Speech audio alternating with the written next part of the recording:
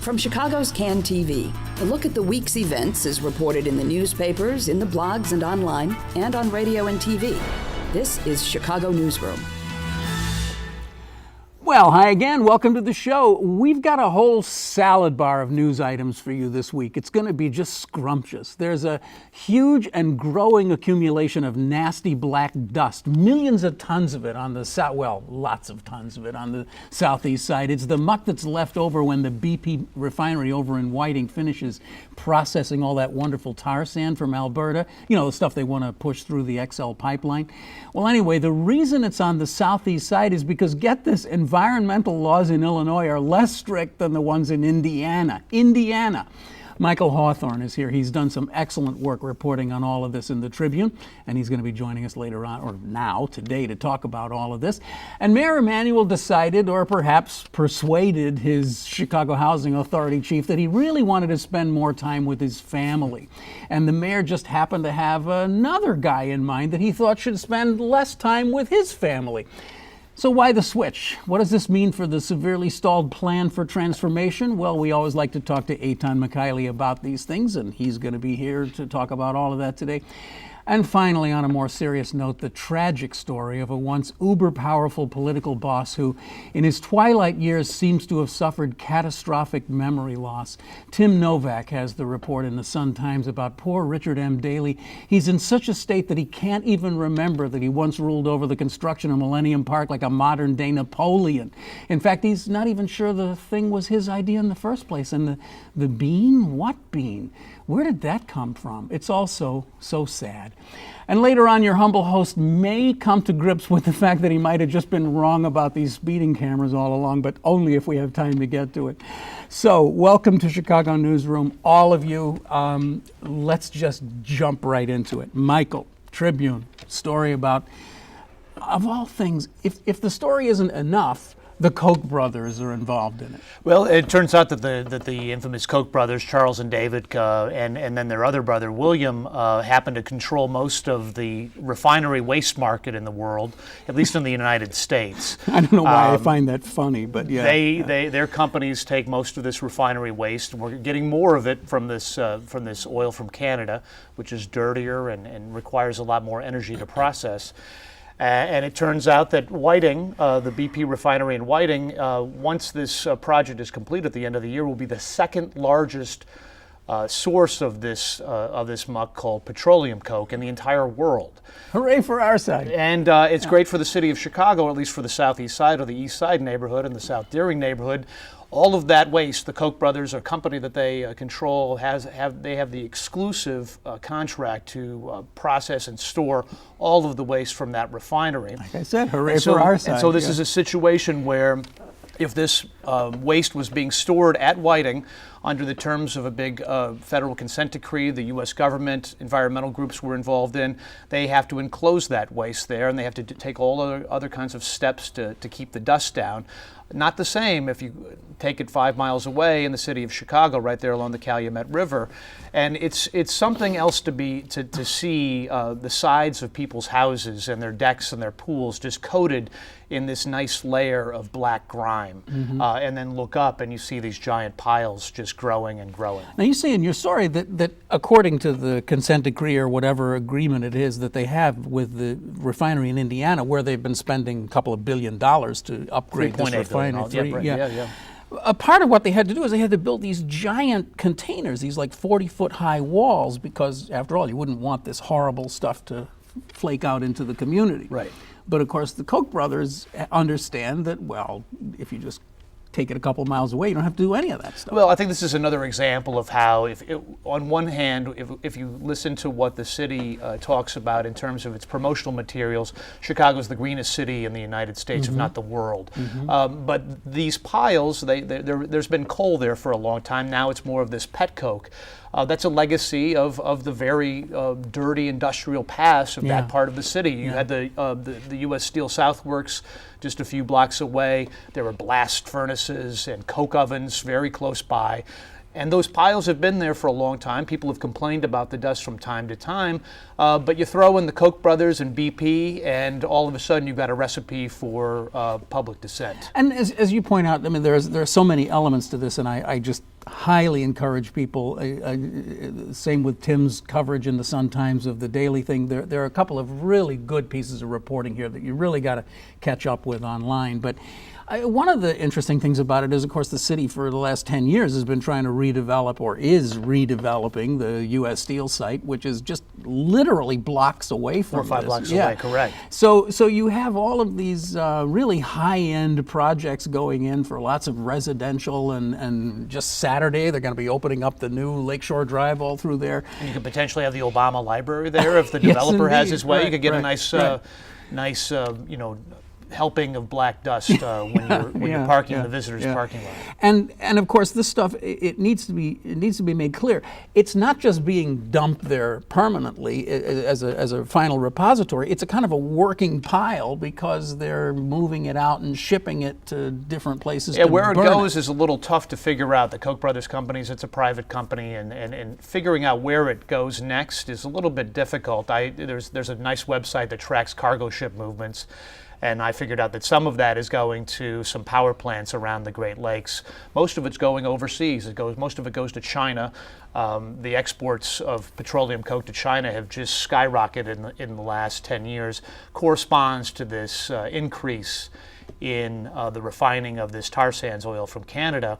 And in China, a country that doesn't have the same kind of environmental laws that we do, it's just burned in power plants there, and it contributes to their air pollution problems, and eventually to problems here in the entire planet, I guess, if you look at the climate change emissions. To be clear about this stuff, it's not good to burn it. I mean, Well, there's one analyst that I talked to who said, look, it's a waste byproduct. Something's going to happen to it. Why not burn it to create electricity? But if you talk to other people, this is another one of these unintended consequences, or really unaddressed consequences of this steady shift to this oil from Canada. All kinds of environmental problems with it, not just in Canada, but here in the Midwest and worldwide. It's a sort of a gift that keeps on giving, because they had to cut down thousands of acres of trees to get at it, and still doing it. And they're getting at this product that is just really heavy and dirty and very hard to refine. And hey, we step up to the plate. We're going to be the place where most of that, or one of the heavy places where that refining is going to be done. Right. So there we are.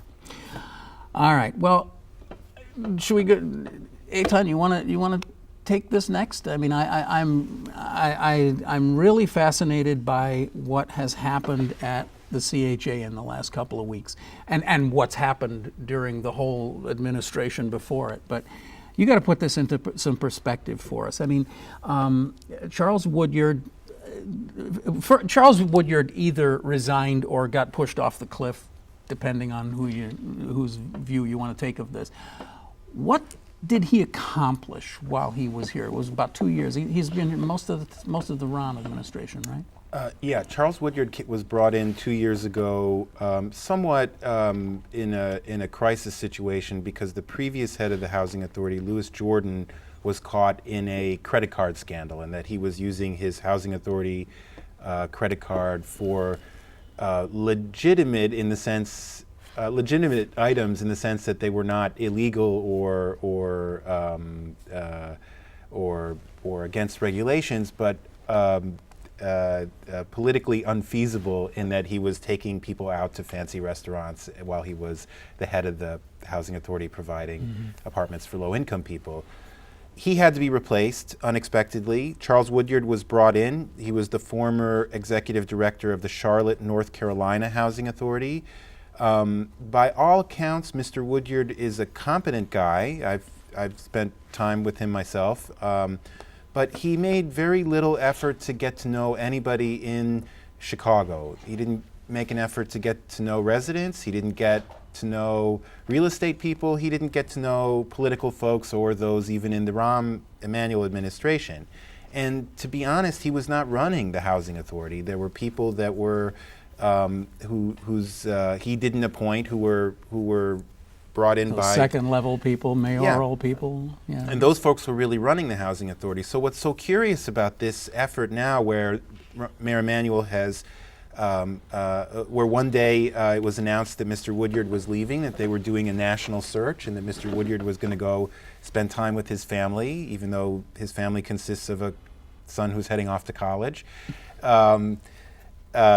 College students don't generally want to spend more time with their parents, but okay, I'll just take that for what it is. And then the next day, you have a press release being issued from City Hall saying that a replacement is being brought in. Michael Merchant, the buildings commissioner, who's described by the mayor as the perfect choice for this job. It is a bizarre press release because it doesn't mention that there was supposed to be a national search, which was announced the previous day.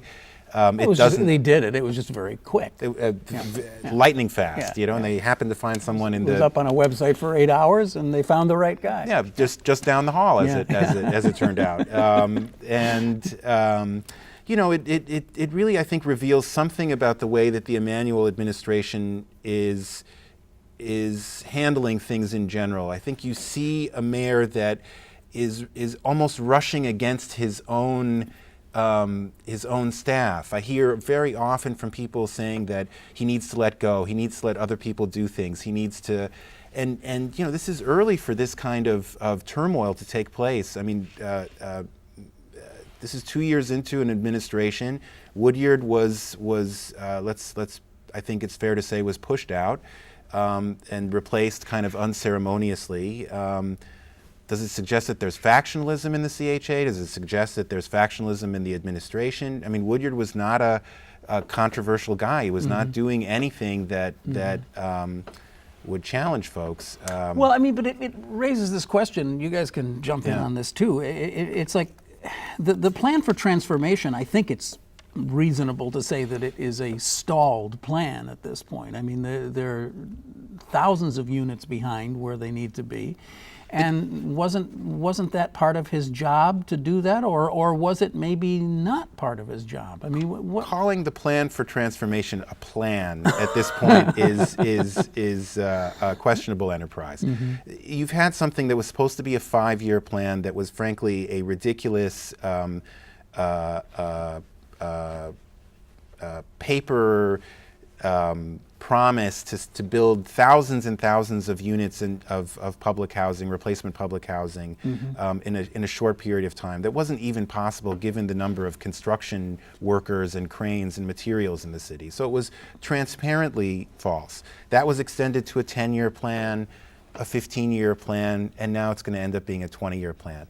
When you promise a family in public housing that you will be able to come back to a property, and then that promise is fulfilled 20 years later, I'm sorry, that's not a plan. No. So really, what it was then, it was the plan for tearing down the high rises. That's right. That's what it really was, and it was quite successful as a plan for tearing down high rises. It was. But this guy's resignation comes in the wake of an internal bid rigging investigation that the CHA is hired a former U.S. attorney. They escorted 2 people out of the building. It was the company that was to oversee what is left of the plan for transformation, and that was occurring this summer. So I think there's something more there. You think there is? Yeah. I mean, there's another element to this too that, and I'm just really out of my element here. I'm not absolutely sure about this, but there has been a lot of talk. There was talk coming from Woodyard, I think, in the last few months about trying to change the Section 8 program or to expand it in some way and to get more into taking over existing buildings in other neighborhoods that are not traditionally CHA neighborhoods, let's say, which sounds very much like kind of like the 50s when there was a discussion about putting public housing all over the city, and aldermen went completely out of their minds, and Richard J. Daley had to back off from that plan, if that was ever really his plan. So are we seeing a revisiting of that? Did Rahm Emanuel get mixed up in some conversations about that? I can't imagine that the mayor would approve a plan that would put public housing in neighborhoods that don't want public housing. And I think it's fair to say that the tension that exists around the image of public housing is still there. So I do think it would provoke a severe response. I don't know if these kind of plans where you're purchasing private pieces of property and using them for public housing, those become automatically politicized and automatically... Wouldn't you think? Yeah, so I wouldn't be surprised if you have a connection at some point with some of those efforts with what Tim was just describing. Well, but I think there's more there's more Section 8 housing than there ever was before. There's parts of the city where you'll find minorities that you just never would have thought of that 20, 30, 40 years ago. 100,000 people using Section 8s in the city. Is that what it is? 100,000? You'll find Section 8 in what were traditionally white neighborhoods. I'm not sure there really is such a thing anymore as white neighborhoods. You've got a whole transformation in the city itself in terms of even its attitudes and well, it's oftentimes, I think, in these neighborhoods too. It's certain streets or certain blocks closer to some of the commercial areas that it's not really in the heart of the residential part of a neighborhood, but it's right on the edges there, and people just don't notice it. I think, well, it tends to be in the neighborhoods where you've got like your arterial streets have the old 2-3 flats on them. The neighborhoods that you're referring to would have more single-family housing in there, so you're not going to really see a Section 8 single-family home. Right. But you're going to find it on, like Central. I think one of the apartment buildings Royko once lived in on Central may have. It is certainly within an area of Section 8 housing now. Which I think we would all agree is not necessarily a bad thing. It's just, but it is a political thing, and it raises all kinds in every direction, and I do think that there's still a racial component to it, but the even when that's there, there's still a legitimate concern about the way the CHA manages its properties, right? If you're living across the street from a CHA property, you're going to be concerned. Is the housing authority doing the screening the way that it's supposed to be? Is it doing the maintenance, the policing, the regular landlord stuff? People are not sure that the housing authority yet is a good landlord, and it has to be said that the real effect of the inaction of the Plan for Transformation 2.0, which is apparently what the Emanuel administration is calling it now. Woodyard renamed it Plan Forward, but that name has now disappeared. But the real effect here is on the hundreds of thousands of low-income people in the city who don't have a stable place to live. And that's really who's being most impacted here. Even with Section 8, it has to be said that when a family gets a Section 8 and takes up a unit, if that is a former public housing family, they're taking up usually an affordable housing unit. If they're in Englewood, Roseland, somewhere like that, they're taking up a unit that could have been used by another low-income family. So I get the impression from things you've written and others that the CHA is in the process, perhaps at Rahm Emanuel's behest, of reforming itself into essentially a kind of a Section 8 property manager operation rather than a bricks and mortar physical management operation that it was before. I think they would like to go that way, but they still have 15,000 hard units, right, in developments like Trumbull Park, Loudon Homes, Dearborn Homes. These are, buildings that are not going anywhere. And then not to mention another 10,000 units in high rises for senior citizens, which are definitely not going anywhere. So, so they're still in the property management business, the physical property management. They would like not to be, but, the Housing Authority is by any definition the largest real estate player in the city. In rental, in construction, and, even in the bond market, the Housing Authority is enormous, and it just does not, hasn't been creative in the way that it uses that leverage. Maybe we could sell them to Les Parking. They would jack up the prices, make some. All right, you know what? We have got to get to your story, Tim. We've got to talk about this. Mayor Daley, the poor man, he can't remember anything about Millennium Park. So what is this? What is this story about? Well, it's it's a story about the Park Grill restaurant and how the deal came together when the mayor decided, apparently the mayor decided at the last minute to include a restaurant in the park in a place that wasn't even set up for it, and that there was no gas line to run to the restaurant. So this is all, the way I see this, this is all a period of time in the early 2000s. I'm still working in the same story. This is in the specter of the hired truck story, and this is at the time of David Koshman being killed, and then you've got this restaurant, and this. I'm just deconstructing those few years of Daley's administration. So the restaurant was. The story they will tell you is that it was done right at the time of 9/11, and there were no one bidding on it. I did at the time talk to a major restaurant owner in the city at the time and asked why he didn't bid on it, and his response was that this wasn't his project. So you had very few bidders. My favorite bidder that didn't get it was the Twisted Spoke on Ogden and Grand. I think that would have been much more appropriate. Right. Welcome to Chicago. But so they were one of the three finalists, and then you had the other finalist, actually, who was willing to write a larger check than the Park Grill ended up writing, was the North Pond Cafe people, backed by Bruce Rauner. Bruce Rauner wasn't looking for the same kind of handouts, if you will, that the people who ended up getting it did. Now we should just bookmark this to point out that Bruce Rauner, of course, has been in the news so much lately. But at the time, I don't think that you could have. No, they actually, wouldn't have resonated with anybody. Actually, I have all.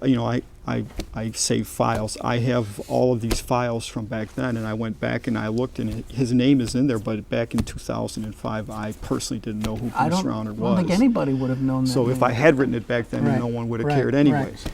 And now, of course, he's running for governor. And I mean, I even have the proposed menu that he was proposing is that right? for the restaurant. So you are Chicago's greatest pack rat. Well, the reason they didn't pick the North Pond Cafe, or so they say, was because they thought the food would be a little too high end, too upscale. And truthfully, looking at the menu, it's like that's not the kind of restaurant you want there. Although I don't know if the Twisted Spoke is the other way, but so they were across the street to the Gauge. I mean, whatever. It's about the same price, isn't it? So I mean, well, go ahead. So we did these stories back, I think in 2005, when this woman. Laura Foxgrover was working for the Firehouse restaurant, which was around the corner from the mayor's house, built in a former firehouse. The city sold its surplus to these same people who ended up with the Park Grill restaurant in Millennium Park. She, according to her deposition this summer, began having an affair with her boss, quit, went to the Park District where her boss was bidding for the Park Grill restaurant. There's some contention as to what her relationship was at the Park District, not with him, but what she was actually doing there. But she pretty much was involved in some form or fashion through the whole process, including helping them get the liquor license once they were chosen, figuring out what to do with the bills for the gas line that was run across Michigan Avenue to service the restaurant. And so after we did this story, Mayor Emanuel, when he came into office, was in the process of, the city was trying to renegotiate this lease apparently since 2005, and these people have no interest in resolving this issue because they're getting free gas, free water, free garbage collection, which I think are three major components if you owned a restaurant. And they don't have to pay much in rent, so they have no interest in renegotiating. And you got one of the prime locations. It's a 30-year lease. It's the longest. It's a 30-year concession deal, because if it was a lease, they'd have to pay taxes. So it's a concession deal, like a hot dog cart. And it's a 30-year deal, which is the longest in Park District history. So the people running Soldier Field don't even have a 30-year deal. Where to begin? The story that you write about this is like, well, here's the beauty of it. So in 2011, when Ron comes in, he wants to renegotiate, and he discovers that these people are in the process of cashing out by selling it to Larry Levy. Really? Rahm objects. I think they were trying to catch. It was in the waning days of the Daley administration, and for both They saw the handwriting. Yeah. for both O'Malley and Horan, the two principals, to leave, they have to be approved by the Park District, and the Park District wasn't granting that And approval. Laura wasn't working there anymore. So she's back working for O'Malley. Uh-huh. Rahm then went to court, and so you've had this raging court battle over. There's this contention that the Park District has included some land that is owned by the city, which is by the rink, the skating rink, that the Park District is leasing or included in the deal without the city's permission. They say we assume the city would eventually go along with it since it was their park, and so you get this whole kind of weird thing. And so this has gotten so far that they began taking depositions for the last year and a half. The city is suing. The city is suing. The city is who? suing. The city of Chicago is suing the Park District. That just sounds so weird. All you got to do is pick up the phone, right, and call. No. The Mayor Daley only made recommendations on who would be the Park District Yeah, superintendent. I read that in the deposition too. And he only recommended the people on the board. It's their decision. Yeah. And so the city is suing the Park District and the owners of the restaurant, and they are countersuing. So they're countersuing. I believe they're countersuing the city and the Park District because it's like, well, you cut a deal for land you didn't own then, right? So so what you've got this lawsuit going on, and as a part of it, the former mayor, the guy who we all was know deposed. built the place, gets deposed, and you got hold of the transcript. Well, his Which- deposition has been delayed for a year. It was continually, so I've been waiting in the Yeah, weeds for yeah. this deposition. And so I actually called the date. I mean, I knew the day he was being deposed. So once the date was, then I could get this deposition, and I assumed it would be something worth reading. Yeah. And He should have this. Daley should have this in these management classes that Oh, he teaches. absolutely. I mean, this Right, is right. Political leadership Yeah, style. yeah. It's very Admiral Poindexter-esque. I have to tell you, dear viewer, that if you want to spend one of the most entertaining hours that you will spend in the next week, you just got to go to the Sun-Times and get that transcript and read it. And the thing to do is gather the whole family around and then do a dramatization of it. It is hilarious. He didn't know anything about the bean. He didn't just like. well, just my kinda favorite showed quote up when there. I eventually had the deposition emailed to me late last week on an evening, and so I spent the evening reading it. And my favorite quote, which I decided would be we spun the whole story around, was his quote of "I didn't know what I knew." Right. I don't know. Well, what did you know? I don't know what I knew. Yeah, So it's a series of questions like that. It's a very contentious interview. It starts out with them asking how long he was mayor, and he wants to say 22 years and some amount of hours, which he's not really quite sure of. And, Tim, unfortunately we've run into the clock here. I'm sorry to say we got to end, but read it. It's fun to read. Read his thing. Read read Michael's story about the piles of stuff on the southeast side. Lots of interesting stuff, and I'm so glad you came today. Sorry we're running a little bit late here. You've been watching Chicago Newsroom. It's a community service of CAN TV. We want to thank Michael Hawthorne and Eitan Mikhaili and of course Tim Novak for all of their great work, and they'll be back, I'm sure, on the program. Check us out here. Subscribe on iTunes. You can watch us anytime you want right at this address right here. I'm Ken Davis. Thanks for watching. Bye.